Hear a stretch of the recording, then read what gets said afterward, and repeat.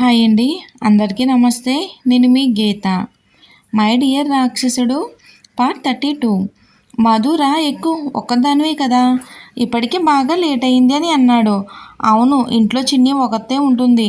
School నుండి వచ్చేసి పక్కింటి వాళ్ళకి అప్పచెప్పిన, ఎవరిని నమ్మలేం అని అటు ఇటు చూసింది. వెనకాల రిషి కారు కనిపించింది. డ్రైవింగ్ సీట్లో కూర్చుని గుర్రుగా చూస్తున్నాడు ఆమె వంక. అప్పటి వరకు తటపటాయించిన మధు వెళ్ళి మహేష్ కార్ డోర్ తీసుకుని వెళ్ళి కూర్చుంది ఎదుటి సీట్లో. మహేష్ ఆనందంగా కారు ఎక్కినందుకు థ్యాంక్స్ మధు అని అన్నాడు. ఇంకా ఏదో మాట్లాడేసరికి, ప్లీజ్ మహేష్ గారు, నాకు టైం అవుతుంది, ఇంట్లో చిన్ని ఒకతే ఉంది అని అంది మధు అసహనంగా. హా అని కారు స్టార్ట్ చేసి ముందుకు పోనిచ్చాడు. ఆ వెనకే రిషి కారు కూడా వీళ్ళ వెనకే దూసుకొచ్చింది. మార్గం మధ్యలో మహేష్ ఏదో ఒకటి మాట్లాడుతూనే ఉన్నాడు. ఆమె మాత్రం అసహనంగా ఊకొడుతూ ఉంది, అంతేగాని ఏమీ మాట్లాడలేదు. ఆమె వీధి వచ్చాక, ఇక్కడ ఆపేయండి మహేష్ గారు అని అంది మధు. లేదు మధు, మీ ఇంటి దగ్గర డ్రాప్ చేస్తాను అని అన్నాడు మహేష్. నో నో, ఇక్కడ ఆపేయండి, నేను వెళ్ళిపోతాను అని అంది మధు కంగారుగా. ఓకే అని పక్కకి ఆపి ఆమె డోర్ ఓపెన్ చేస్తే ఆమె దిగింది. చాలా థ్యాంక్స్ అండి అని వెళ్ళిపోయింది. ఆమె వెళ్ళే వరకు అక్కడే ఉండి ఆమెని చూస్తూ ఉన్నాడు మహేష్. ఆమె ఆ వీధి దాటేశాక అప్పుడు కార్ స్టార్ట్ చేసి విజిల్ వేసుకుంటూ వెళ్తున్నాడు మహేష్. అతని వెనకాలే ఒక కారు దూసుకుంటూ వచ్చింది. అది ఎవరిదో కాదు, రిషి కారు. మహేష్ కారు ఒక ఖాళీ రోడ్లోకి వచ్చేసరికి వెనుక నుంచి రిషి కారు గట్టిగా ఢీకొట్టింది. ఆ చిన్న జర్కుతో ముందుకు పడి మళ్ళీ సర్దుకున్నాడు మహేష్. కొన్ని క్షణాలు అలా షాక్లో ఉండి కోపంగా కారు దిగి వెనక్కి చూశాడు. అది రిషి సార్ కారు అని అర్థమయ్యింది. అయోమయంగా చూశాడు ఆ కారు వైపు. రిషి డోర్ తీసుకుని కోపంతో వేగంగా మహేష్ దగ్గరికి వచ్చాడు. అతన్ని చూసి మహేష్కి భయం వేసింది. ఏమైంది సార్ అని అన్నాడు నెమ్మదిగా.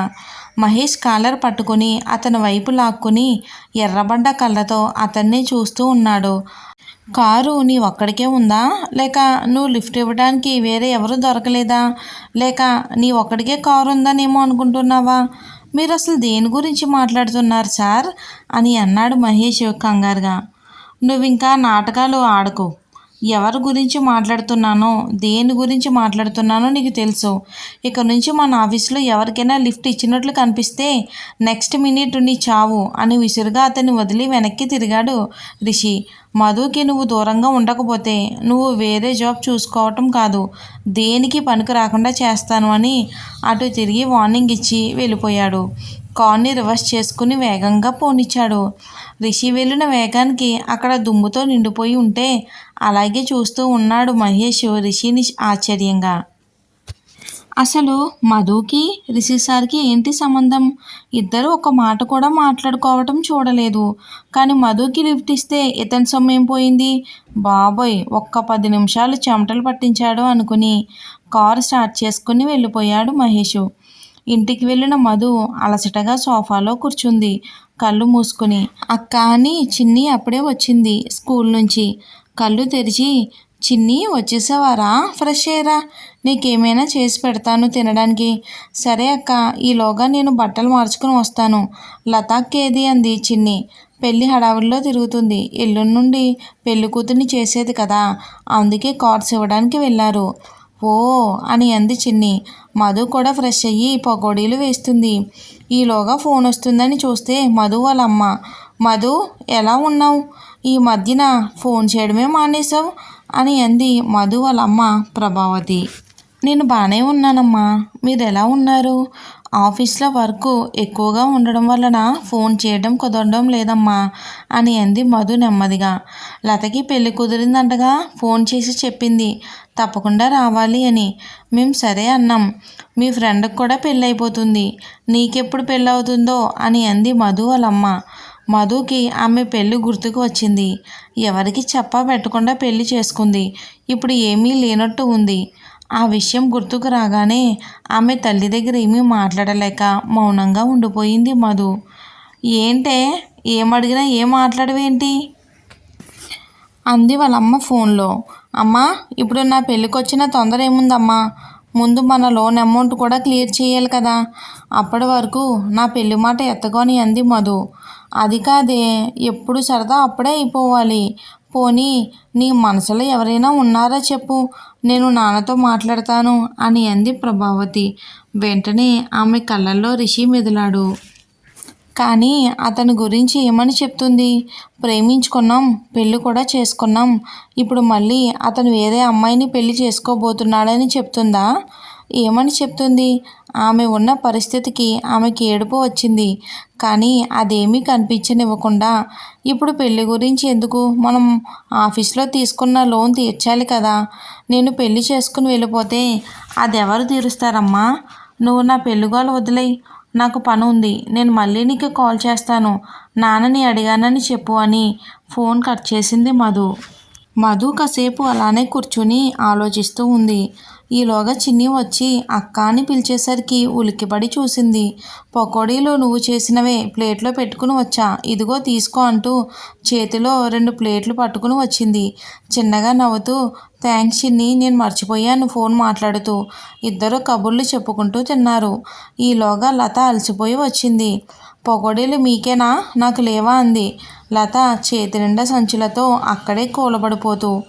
ఎందుకు లేవక్క, తెస్తా ఉంది అని పరిగెత్తుకుని లోపలికి వెళ్ళి ప్లేట్లో కొన్ని పకోడీలు వేసుకుని వచ్చింది లతకి. లత నవ్వుతూ, రేపటి నుంచి మీ ఇద్దరు నాతోనే ఉండాలి. నువ్వు స్కూల్కి సెలవు పెట్టు, నువ్వు ఆఫీస్కి సెలవు పెట్టు. నాకు హెల్ప్గా నాతోనే నా పక్కనే ఉండాలి. ఇది నా రిక్వెస్ట్ కాదు, ఆర్డర్ అని అంది లత. అలాగే మేడం అని అన్నారు ఇద్దరు చేతులు కట్టుకుని. ముగ్గురు నవ్వుకున్నారు. అక్కడ సుచిత్ర రూమ్లో డోర్ వేసుకుని పొద్దున్ననగా ఉన్నది. రాత్రి వరకు కూడా బయటికి రాలేదు. పనివాళ్ళు తలుపు కొట్టి పిలిచినా సరే వాళ్ళని తిట్టి పంపించేస్తుంది. ఇంట్లో వాళ్ళకి కూడా ఎవ్వరికీ సుచిత్రని పిలవాలని కూడా అనిపించలేదు. ఇక వసుధ తప్పదు అన్నట్లు అలానే వీల్ చైర్లో వెళ్ళి తలుపు కొట్టింది. అటు నుంచి సమాధానం లేదు. సుచిత్ర, నేను తలుపు తీ అని అంది గట్టిగా. నేను తీయను, బావొచ్చి నాకు సారీ చెప్పే వరకు నేను తీయను అని అంది గట్టిగా. మొండి చెయ్యకు, మీ బావ సారీ చెప్పే టైప్ కాదు. సారీ చెప్తాడని నువ్వు అనుకుంటున్నావా అని అంది. అది జన్మలో జరగదు. బయటికి వస్తే నీకే మంచిది. ఇక్కడ ఎవరు నిన్ను బ్రతిమలాడుతూ ఉండరు. ఇంట్లో ఇంతమంది ఉన్నారు, కనీసం ఒక్కరైనా వచ్చి నిన్ను పిలిచారా? లేదు కదా. మరి రిషి నీకు సారీ చెప్పడం కుదరదు. నీకు నువ్వే బయటకు వస్తే నీకే మంచిది. వాడు అజయ్ పెళ్లి పనుల్లో బిజీగా ఉన్నాడు అనేసి అక్కడి నుంచి వెళ్ళిపోయింది. ఆ మాటలు విన్న సుచిత్ర, అంటే పెళ్లి పనుల్లో మధు కూడా ఉంటుంది, ఇద్దరు కలిసిపోతారు. అమ్మో, అలా జరగకూడదని లేచి తలుపు తీసుకుని బయటికి వచ్చింది. అందరూ ఆమెను చూసి ఏమీ పట్టనట్టే ఉండిపోయారు. కిందకి వచ్చి ప్లేట్లో అన్నం పెట్టుకుని ఒకతే తింటుంది. ఇక వసుధ చూసి నిట్టూరుస్తూ ఉంది. మళ్ళీ ఆమె గదిలోకి వెళ్ళిపోయింది. ఇక తర్వాత రోజు మధు ఇంకా లత ఇద్దరు ఆఫీస్లోకి వెళ్ళారు. కొంచెం వర్క్ ఉందని. ఆ వర్క్ పూర్తి చేసిన తర్వాత రిషి క్యాబిన్లోకి వెళ్ళి లీవ్ లెటర్ ఇచ్చారు. అది చూసిన రిషి, పెళ్ళి నీకైతే ఆమెకెందుకు లీవ్ అని అన్నాడు మధుని చూస్తూ. మధు ఏం మాట్లాడకుండా పక్కకి చూస్తూ ఉంది. ఇక్కడ నేను మాట్లాడుతుంటే నా వైపు చూడకుండా ఎటో చూస్తున్నావని అన్నాడు బేస్ వాయిస్తో. అయినా సరే ఆమె రిషి వైపు చూడలేదు. పక్క నుంచి సుచిత్ర ఇదంతా గమనిస్తూనే ఉంది. పొగరు దీనికి అని అనుకుని, లత, నీకు లీవ్ శాంక్షన్ చేస్తున్నా. నీ ఫ్రెండ్కి రేపటి నుంచి లీవ్కి, అదే పెళ్ళికి 2 రోజుల ముందు పెడితే సరిపోతుంది కదా ఆమెకి అని అన్నాడు రిషి మధువైపు చూస్తూ. అయినా సరే రిషిని చూడకుండా ఒకేసారని ఆ లీవ్ లెటర్ తీసుకుని వెళ్ళిపోతుంది. కనీసం అలా అయినా తన వైపు చూస్తుందేమో అని అలా అన్నాడు రిషి. లత అయోమయంగా ఇద్దరిని చూస్తూ, వీళ్ళ గొడవ నా ప్రాణం మీదకి వచ్చింది అని అనుకుంటూ, సార్ మా నాన్నగారు ఇక్కడ లేరు, నాకు హెల్ప్గా ఉంటుంది. ఒక్క మధు మాత్రమే, చాలా పనులు ఉన్నాయి సార్, దయచేసి మధుకి 2 రోజులు కూడా లీవ్ ఇవ్వండి సార్ అని అంది రిక్వెస్ట్గా. రిషి ఆలోచించి సరే వెళ్ళండి అని అన్నాడు. లత సంతోషంగా థ్యాంక్ యూ సార్ అని అక్కడి నుంచి వెళ్ళిపోయింది. రిషి నవ్వుకున్నాడు ల్యాప్టాప్లో చూస్తూ వర్క్ చేసుకుంటూ. బావా, ఆ మధుని నీ వైపు చూస్తే ఏంటి, చూడకపోతే ఏంటి, నీకు వచ్చిన నష్టం ఏంటి అని అంది. అతని వైపు కొంచెం సీరియస్గా చూస్తూ సుచిత్ర. ఎందుకంటే అది నా పెళ్ళం కాబట్టి. నా వైపు చూడకుండా ఉంటే నాకు మండుతుంది కదా అని అన్నాడు. వాట్ అని అంది సుచిత్ర షాకింగ్గా. ఎస్ అని అన్నాడు రిషి చైర్లో అటు ఇటు ఊగుతూ. జోక్స్ వేయడానికి కూడా ఒక హద్దు ఉంటుందిలే బావా, నన్ను మరీ ఇంతలా ఏడిపించాల్సిన అవసరం లేదులే అంటూ బయటికి వెళ్ళింది. రిషి కూడా నీ కర్మ అని అనుకుని తన పనిలో పడిపోయాడు. వర్క్ చేసుకుంటున్న మధుకి డౌట్ వచ్చి పక్కన లత కూడా లేకపోవడంతో మహేష్ దగ్గరికి ల్యాప్టాప్తో వెళ్ళింది. మహేష్ మాట్లాడుతున్నా కూడా పొడిగా మాట్లాడుతూ ఆమెను పట్టించుకోలేదు.